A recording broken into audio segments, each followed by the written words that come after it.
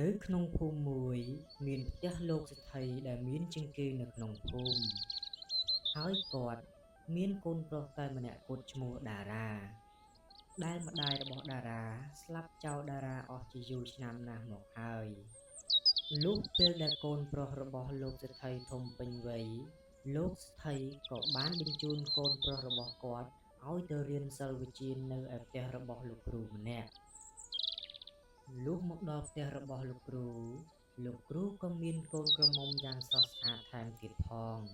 គាត់ក៏បានទទួលគេធ្វើជាសិស្សម្នាក់ទៀតដោយមិនស្ទាក់ស្ទើរអ្វីនោះឡើយ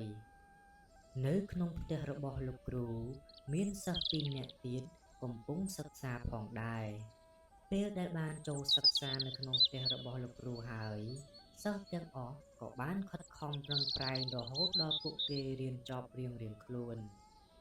លុះពេលដែលបង្រៀនពួកគេចប់សព្វគ្រប់អស់ហើយលោកគ្រូក៏បានគិតពិចារណាតែម្នាក់ឯងថាយីអញមានកូនក្រមុំម្នាក់ដែលពេញរូបពេញរាងហើយទេតើបុរសទាំងបីនេះអញគួរជ្រើសរើសម្នាក់ណាធ្វើជាកូនប្រសាររបស់អញទៅអូអញនឹកឃើញហើយលុះពេលដែលលោកគ្រូនឹកឃើញវិធីដើម្បីរើសកូនប្រសាររបស់គាត់ហើយគាត់ក៏បានផ្ដែផ្ដាំទៅបុរសទាំងបីនាក់នោះថាណែពួកសិស្សទាំងបីនាក់ថ្ងៃនេះគ្រូមានដំណឹងល្អមួយចង់ប្រាប់សិស្សទាំងបីនាក់ដោយកូនក្រមុំរបស់លោកគ្រូនាងក៏ពេញរូបពេញរាងហើយដែរហើយថែមទាំងស្រស់ស្អាតទៀតផងលោកគ្រូចង់រើសកូនប្រសារណាម្នាក់ដែលអាចមើលថែទាំកូនស្រីរបស់លោកគ្រូបាន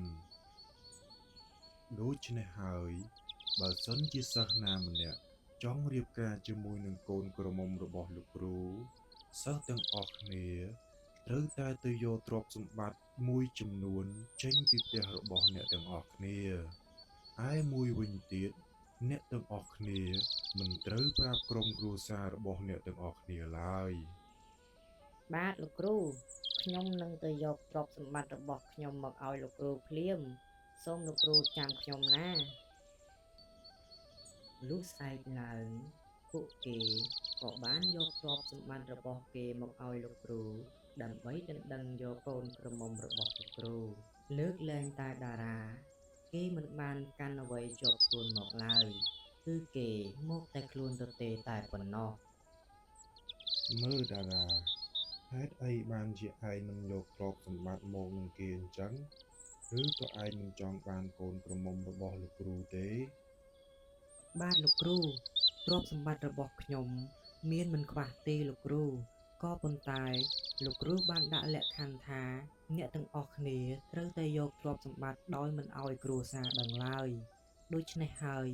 ខ្ញុំមិនហ៊ានយកមកទេលោកគ្រូដោយសារឪពុករបស់ខ្ញុំ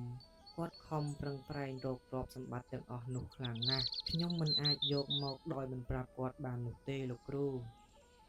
ពេលដែលលោកគ្រូឮតារានិយាយបែបនេះហើយ